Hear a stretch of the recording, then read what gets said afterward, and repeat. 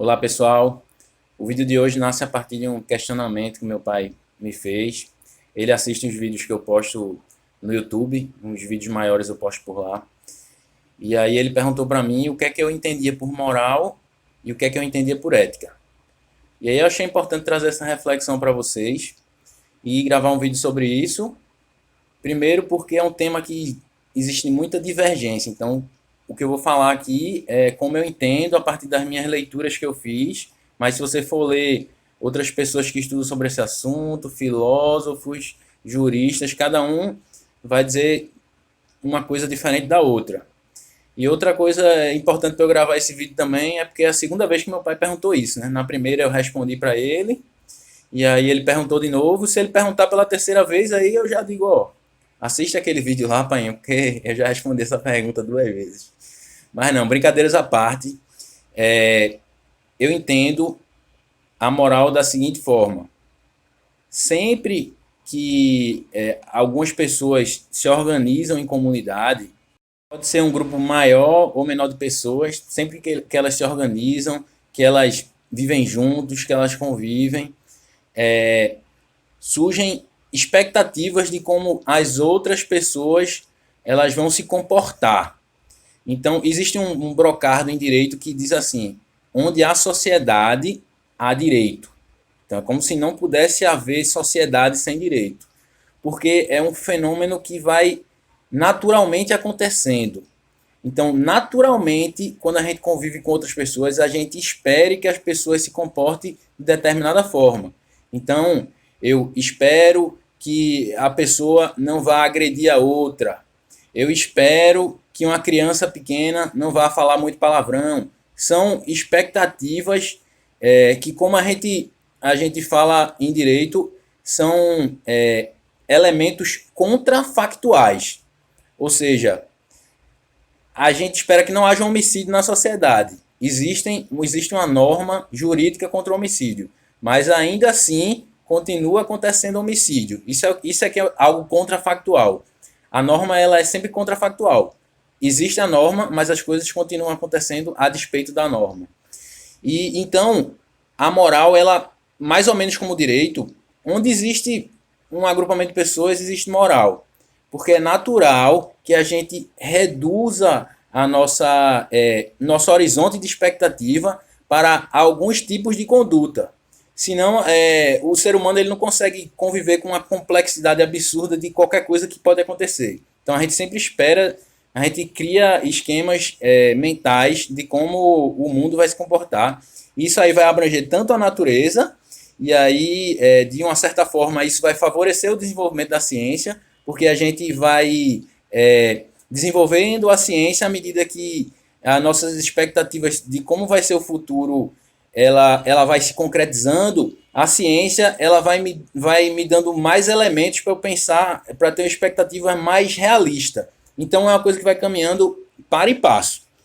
Então eu diria que a moral é mais ou menos isso, como o direito, onde tem a sociedade, tem a nossa expectativa de como as outras pessoas vão se comportar. A diferença da moral para o direito, aí é um tema muito complexo, mas eu poderia dizer assim que o direito ele tem instrumentos de coação para que as pessoas ajam de acordo com o direito. Claro que tem outras diferenças e aí seria muito específico para a gente aprofundar, mas a moral ela trabalha com elementos de coação diferentes do direito.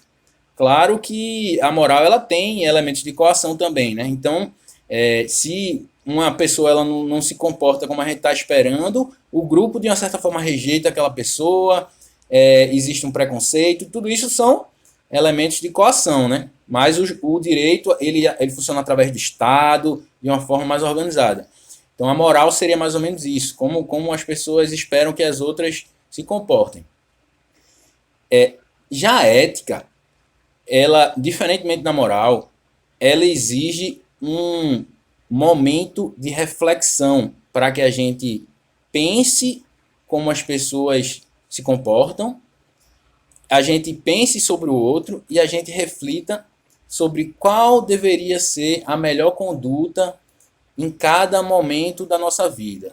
Então, se eu estou no trânsito, como eu deveria me comportar para que a sociedade funcione melhor, para que eu me dê melhor com as outras pessoas. Se eu estou no trabalho, como é que eu tenho que agir no trabalho? O que é certo eu fazer? O que é que não é certo? Então, a ética, ela exige uma maior reflexão. Exige um momento de parada para eu pensar sobre aquilo que está acontecendo. Então, a ética, ela é uma racionalidade em segundo grau, vamos dizer assim, né? Na moral, você age de acordo muito com o seu inconsciente. Eu acho que isso é errado. Então, por quê? Aí se você por que isso é errado? Aí você vai refletir, você já está entrando no ambiente da ética. Porque a ética é você pensar sobre a sociedade, você pensar sobre a conduta das pessoas, sobre o que alguém fez é certo ou errado, sobre se essa empresa está agindo certo, está agindo errado. E aí você vai criando esquemas de certo e de errado, mas aí já no nível de ter refletido sobre cada conduta, não é uma coisa meramente preconceituosa, vamos dizer assim, né? Então, a filosofia, um dos âmbitos da filosofia é a ética, né? A ética, além de tudo isso que eu estou falando, é também um campo da filosofia, porque os filósofos eles vão se questionar como eu devo agir para agir bem. Bem seria o que conduta eu tenho que ter para ser bom para o próximo, para ser bom para mim, para ser bom para Deus. Isso é tudo o campo da ética, né? Olha esse livro que está aqui comigo. Esse livro aqui, ó, Ética de Baruch de Spinoza. É um dos livros mais importantes da filosofia ocidental, né? Fruto do iluminismo também. Então, Baruch de Spinoza, Baruch significa também bendito, bento, né? Então acaba sendo o mesmo nome do meu pai, né? Meu pai chama Benedito. Então, Benedito aí de Spinoza, inclusive ele tem uma passagem por Portugal, né? É uma história linda, esse cara é fantástico. Outro dia a gente pode falar um pouco sobre ele. Mas esse é um dos livros mais importantes porque ele passa pela metafísica, ele passa ele pensa primeiro em Deus, depois pensa na metafísica e por final ele pensa numa ética, né? A gente tem que agir a partir na opinião de Spinoza, a partir da nossa potência, da nossa força, mas sempre junto com os outros, porque isso vai aumentar a nossa potência e de uma certa forma agradar a Deus num aspecto, num conceito de Deus muito específico de Spinoza que seria complexo de a gente falar agora, mas assim, para Spinoza é isso. Eu vou agir a partir de mim, eu não vou ser simplesmente influenciado pelo que os outros pensam, então a partir de dentro da minha potência, da minha força, eu vou agir, e não de uma forma egoísta pensando só em mim, pensando na comunidade, e quando a gente junta cada um agindo assim, e comunitariamente, é que a gente atinge o máximo da ética, né? A gente se aproxima de Deus, vamos dizer assim, falando simplificadamente. E aí a gente pode se questionar, esse livro existe também Ética Nicômaco, vários livros importantes da filosofia sobre ética. Não existe nenhum livro da filosofia amoral ou algo do gênero, porque os filósofos eles estão não preocupados tanto em refletir o que a sociedade vamos dizer assim, né? Uma sociologia dos costumes ou uma história de como as pessoas agem. Não, a filosofia está muito mais preocupada em ir na raiz dos problemas, né? Em radicalizar, como diria Marx, né? A raiz do pensamento. Então, por isso eles estão pensando como agir da melhor maneira possível. Então, eles estão muito mais no campo da ética. Eles estão pensando isso, estão falando sempre ética. E aí, eu queria trazer um pouco esse debate para o momento de hoje, né? Nem sempre a ética ela encontra um campo fértil na sociedade. Então, ela em alguns momentos, a gente pode pensar que a ética ela foi completamente apagada junto com a alteridade, né? A ética vem sempre junto com pensar com o outro e para o outro. Então, se a gente pensar em momentos aí de assassinato em massa, de holocausto, foram momentos em que a ética ela foi completamente apagada, né?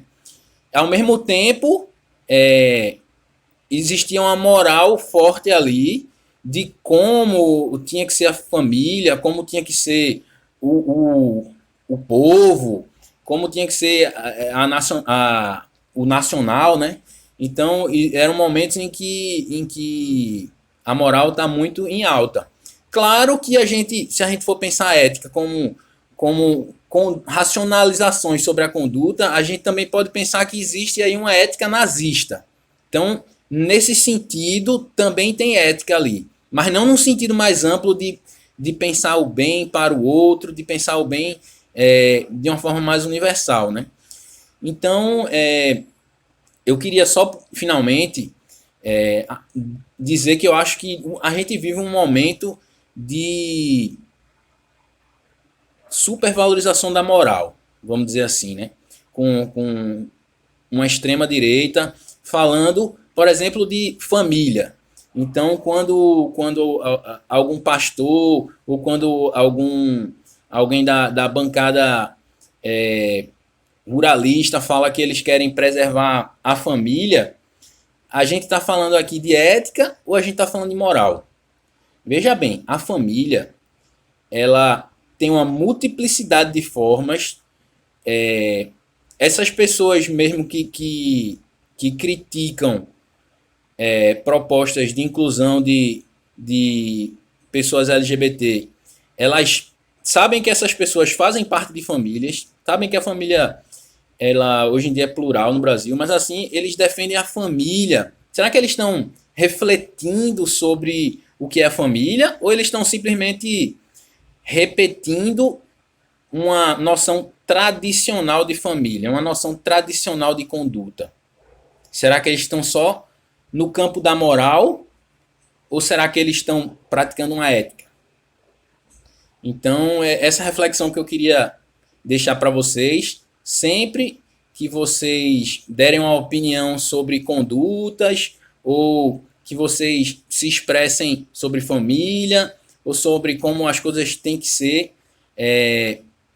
eu faço essa provocação para você fazer uma reflexão profunda sobre o outro e sobre as condutas, não simplesmente repetindo preconceitos, mas entrando num campo filosófico da ética realmente e com as duas mãos. É isso aí, galera. Um beijo para vocês e até o próximo vídeo.